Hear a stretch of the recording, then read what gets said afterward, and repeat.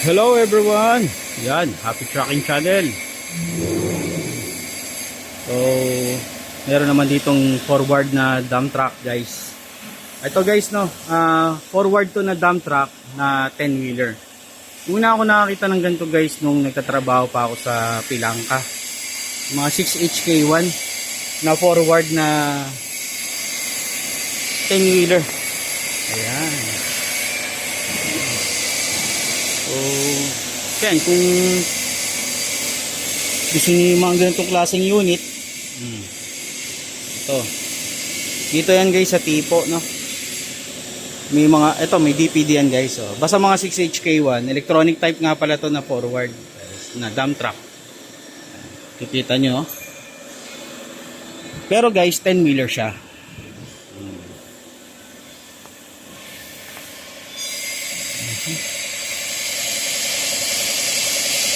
Yung body. Bakit nga ba maganda? Bakit nga ba merong bumibili nito? Sa totoo lang guys, no, may mga bumibili pa rin ng mga ganitong unit. Dahil nga performance niya parang 10-wheeler din yung parang 10-wheeler pero maganda, matipid kasi nga forward lang. Ang ano lang dito guys, siyempre electronic type ng 6HK1. Maintenance, kailangan sa maintenance nito alaga nyo kahit electronic type siya, no? Yung electronic type to maganda to, yung mga pinaparimap na agad.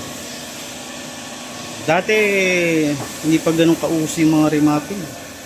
Ngayon ang dami na nagre-remap at hindi na ganun kataas yung presyo ng pagpaparimap. So, ayun lang. Pasunado nyo. Ito naman yung ano,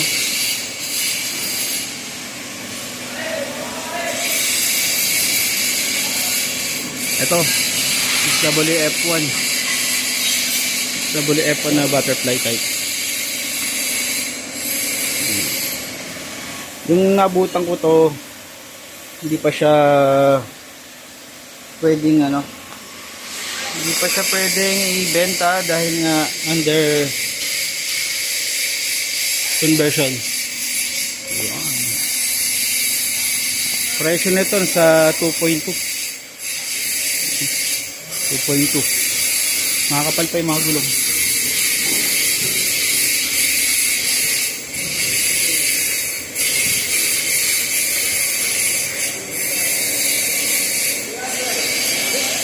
Para si RDI ito, no? Boss, guys, yan.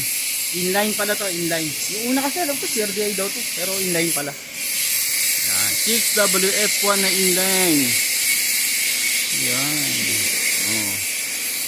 Alam ko sa iba marami ng hindi ko lang alam guys, no, kung na-vlog na rin to ng iba, pero pakita ko pa rin.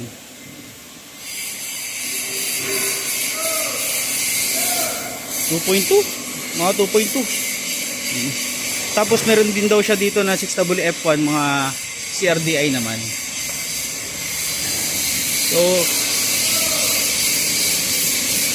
yan, ito. Meron dito guys. Yan, dump truck ulit. Yung 10PE ito guys, no? 10PE siya guys. 10PE. 10PE na dump truck. Yan, tignan natin. Super custom daw, eh. Pero wala yung custom dito. Mapansin natin, maganda yung yung pintura niya medyo ano na. Hindi. Okay pa guys yung pintura niya, no? Yan. Tignan nyo guys, pakita ko sa inyo. Dump truck. Itong presyo na to, hindi ko pa alam magkano to. Yung mga 10PE. Sa atin may mga 2.2, 2.3, 10PE. Yan. Ito yung condition ng kanyang chassis.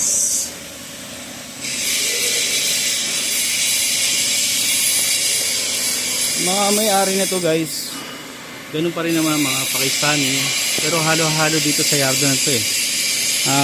Meron ditong ano, yung nangangasiwa na iiwan dito, yung nakakalam ng mga presyo. Pero ito muna yung kondisyon ng kanyang unit. 10 PE, kung nagamit ko ng 10 PE.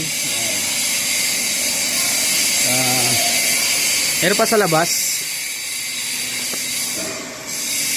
Tignan natin yung F1 na sinasabi niya. Hanapin natin. Pero sunod na vlog ko guys, pakita ko sa inyo. Pero at least madalas dito guys to mga tanker na ganito. Yan, ito yung mga tanker. May mga wing band din yan. So pag sa tipo yan, ito bubble top, may papel na, mukhang sold na to. Yan, yan. Oh, ang galing eh. Dump truck. Ito ang ano. To.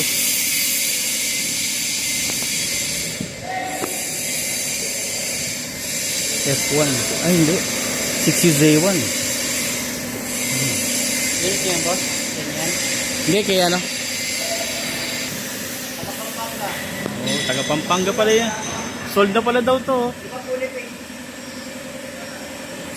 Sold. 1, 2, 3, 4. Magkakaherera pala. Sold na. Bumper light. Ito yung nakaraan na hinahanap. Ito yung nakaraan na nagpapatulong sa atin. Wala sila nagustuhan. Inantay na lang nila yung bagong dating na mga truck. Ito yung mga kadarating lang guys. Kagaya nun, pinakita ko kanina. Ayan. Dump truck, 3 dump truck. Ay isang wing van. Naalala ko to, ito yung hinahanap namin nakaraan. Tapos ito, tanker. Dati isa-isa lang yung tanker, ngayon dami ng tanker dito. Mga water tanker, oil tanker. So, ngayon guys, maraming salamat panonood nyo. Mag-vlog pa tayo ng maraming video. So yun lang, Happy Trucking Channel. Thank you, bye bye, and God bless.